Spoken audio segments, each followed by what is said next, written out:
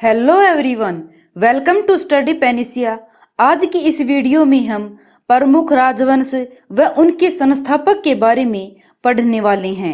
काफी important topic है और कई बार इनसे रिलेटेड क्वेश्चन एग्जाम में पूछे जाते हैं, तो हम इस टॉपिक को अच्छे से कवर करेंगे।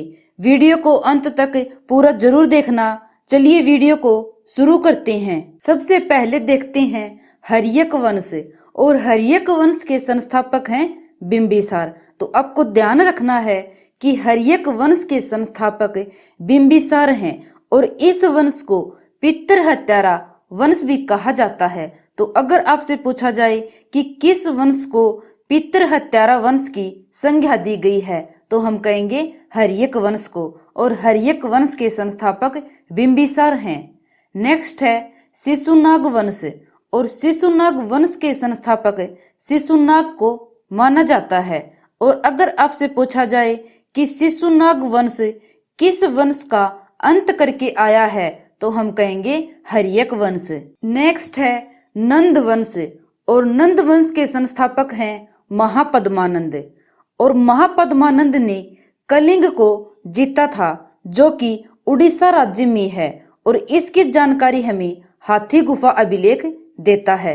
तो अगर आपसे पूछा जाए कि नंद वंश के संस्थापक कौन हैं, तो हम कहेंगे महापद्मानंद, और इन्होंने कलिंग के युद्ध को जीता था। नेक्स्ट है मौर्य वंश, और मौर्य वंश के संस्थापक हैं चंद्रगुप्त मौर्य। चंद्रगुप्त मौर्य मौर्य वंश के संस्थापक माने जाते हैं, और चंद्रगुप्त मौर्य ने ही सुदर्शन झील का निर्माण करवाया था। तो इस फैक्ट के बारे में आपको ध्यान रखना है। अगर आपसे पूछा जाए कि सुदर्शन झील का निर्माण किसने करवाया था, तो हम कहेंगे चंद्रगुप्त मौर्य ने। नेक्स्ट है शुंग वंश, और शुंग वंश के संस्थापक माने जाते हैं पुष्यमित्र शुंग। तो पुष्यमित्र शुंग शुंग वंश के प्रमुख संस्थापक माने जाते हैं।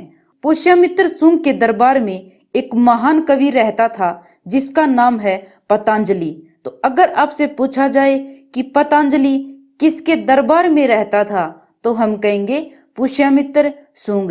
और पतंजलि की एक बुक है जो है महाभाष्य।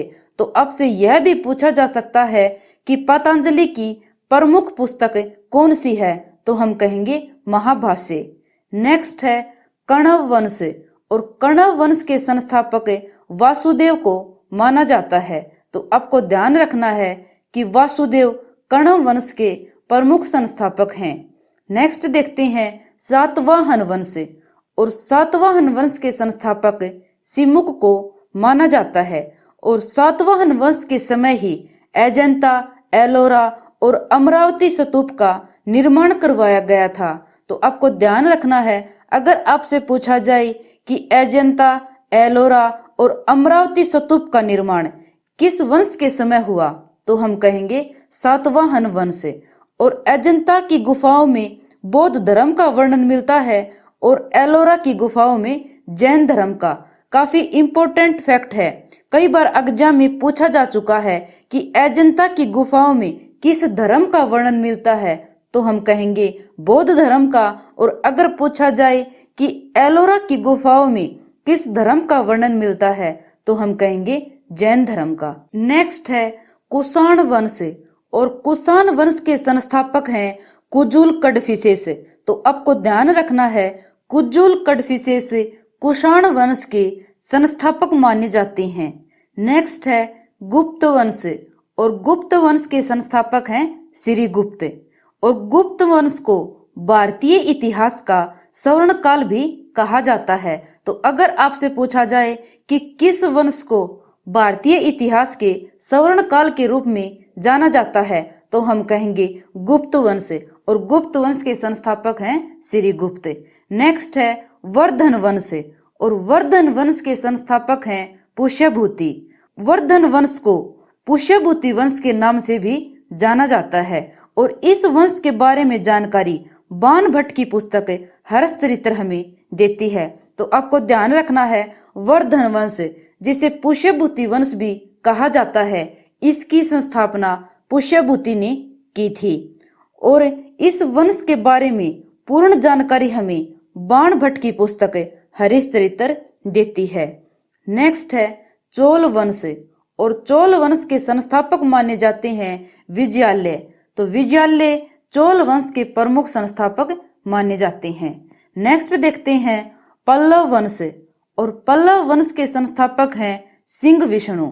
तो आपको ध्यान रखना है कि सिंह विष्णु पल्लव वंश के प्रमुख संस्थापक हैं, और सिंह विष्णु ने ही चेर, चोल और पांड्य जातियों को हरा दिया था।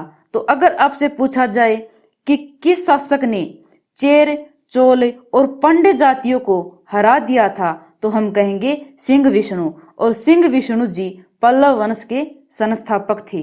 नेक्स्ट है राष्ट्रकूट वंश, और राष्ट्रकूट वंश के संस्थापक दंती दुर्ग को माना जाता है।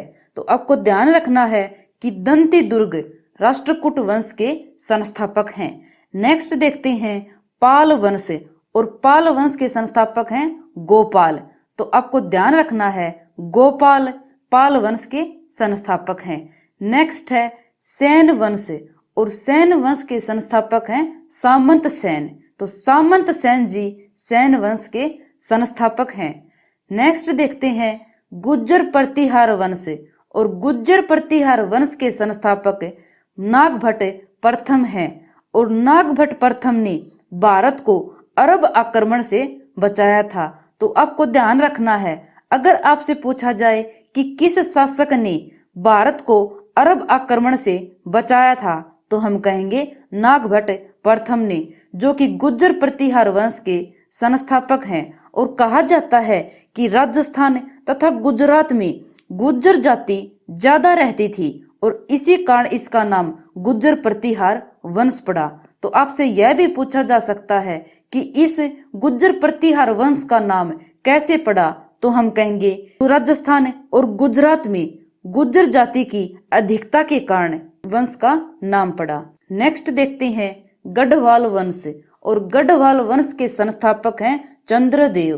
तो आपको ध्यान रखना है कि चंद्रदेव गढ़वाल वंश के प्रमुख संस्थापक हैं। नेक्स्ट है चौहान वंश, और चौहान वंश के संस्थापक हैं वासुदेव। तो आपको ध्यान रखना है वासुदेव चौहान वंश के संस्थापक हैं।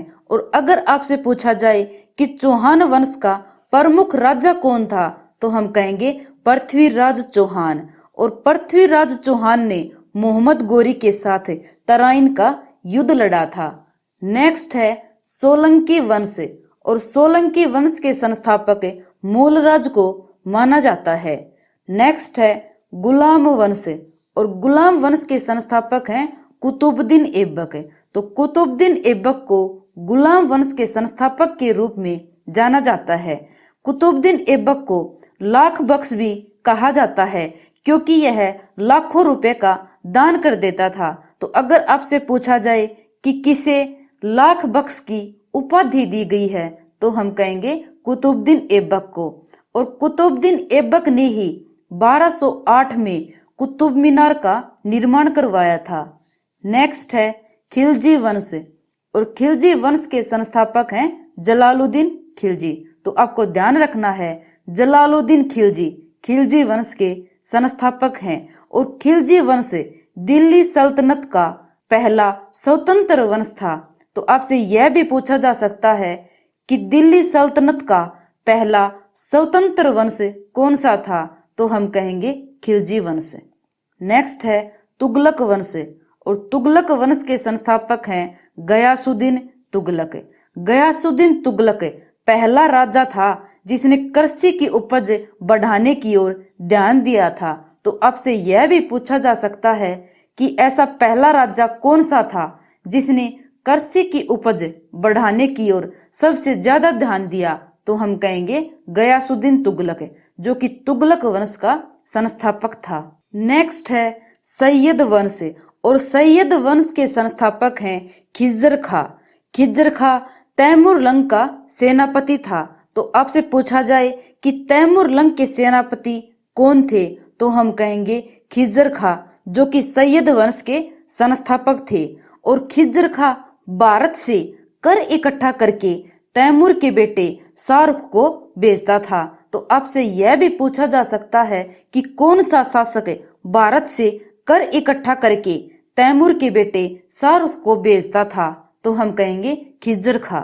नेक्स्ट है लोधी वंश, और लोधी वंश के संस्थापक हैं बहलोल लोधी। बहलोल लोधी दिल्ली पर आक्रमण करने वाले पहले अफगान शासक थे। तो आपसे पूछा जाए कि दिल्ली पर आक्रमण करने वाले पहले अफगान शासक कौन थे, तो हम कहेंगे बहलोल लोधी।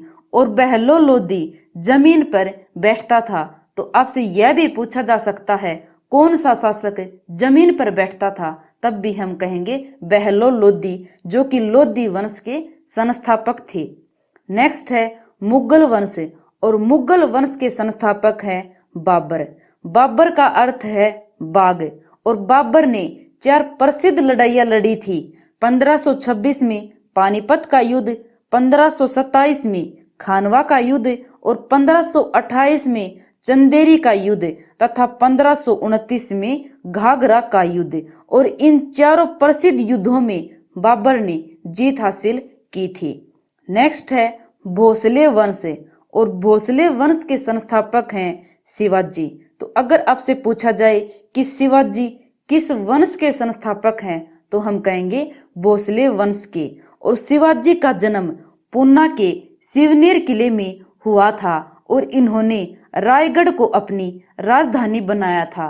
तो आपसे यह भी पूछा जा सकता है कि शिवाजी की राजधानी कौन सी थी, तो हम कहेंगे रायगढ़। सो फ्रेंड्स, आज के लिए बस इतना ही। उम्मीद है आपको प्रमुख राजवंश व उनके संस्थापक अच्छे से समझ आ गई होंगी। अगर आपको वीडियो पसंद आई हो तो वीडियो को ज्यादा से ज्यादा लाइक करें, शेयर करें, और आपके अपने यूट्यूब चैनल स्टडी पेनिसिया को सब्सक्राइब करना ना भूलें, ताकि लेटेस्ट वीडियो आपको मिलती रहे।